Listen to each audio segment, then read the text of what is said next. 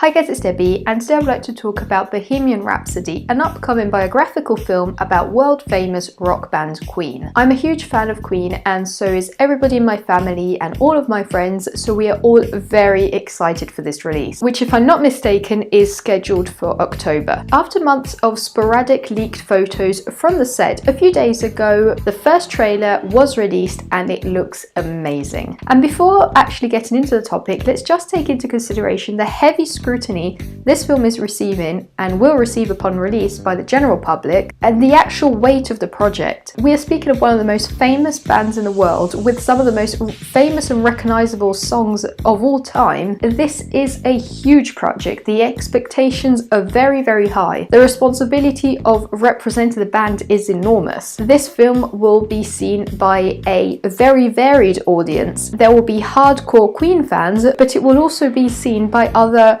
regular viewers because all of the band's music is so well known, and I imagine and I hope that it will also spark some curiosity about the band among younger audiences which might not be completely familiar with the band's music. So it will be a huge and varied audience, and after seeing this first glimpse, the first trailer, I am positive this is a very well produced project. I actually think that most of the production was overseen by members of Queen, which also want to make sure that Freddie Mercury, who unfortunately died in the 90s, that his memory was preserved and portrayed in a long-lasting and honourable manner. And I think that what the film will try to convey, and what the trailer is also already showing, is the epic legacy of the band, the piece of history that was created. Even just the title, Bohemian Rhapsody, which doesn't actually specifically reference anything to Queen, immediately creates an association with the band and one of their most famous pieces. The trailer in general is a montage of all of the band's most famous songs, scenes from their recordings, their concerts, and behind-the-scenes moments such as the members in the studio. We hear three characters speaking. We have Brian May, which is the lead guitarist of the band, during the recording or rehearsing of Bohemian Rhapsody, then who I guess is the producer of the band, which is complaining about the length of the song, which he considers way too long. And at the time this was actually a big risk, because the main place where music was spread to a wide audience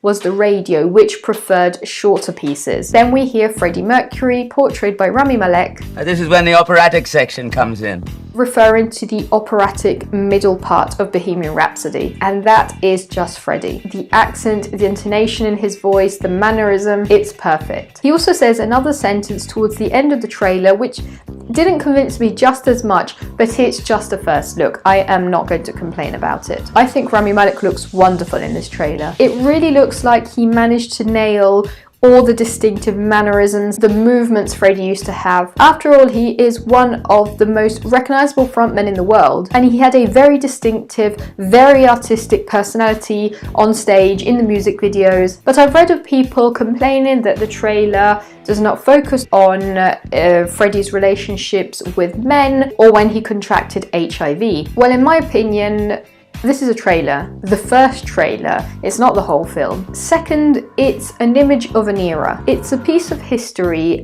an epic history, which is much more than Freddie's illness or his specific relationships. Freddie was proud of what he created. He made history with his friends. Everything they created was a piece of art, and all of this will last forever. And although I am sure Freddie's personal life will be shown in the film, I think that this first trailer wanted to convey the magnitude of the band's work. When we see this trailer, we immediately feel the love for their music. This trailer was not the moment to show every detail, and I think this might be also one of the reasons why Sacha Baron Cohen was not chosen to portray Freddie Mercury in the end. I think the final decision was based on the fact that he is such a recognizable face, especially in comedic roles, and the attention would have been dragged away from the band in itself, and it would have shifted to a very famous face portraying a person. You might instead recognize Rami Malek from very different roles from this one, such as the main protagonist in the series Mr. Robot,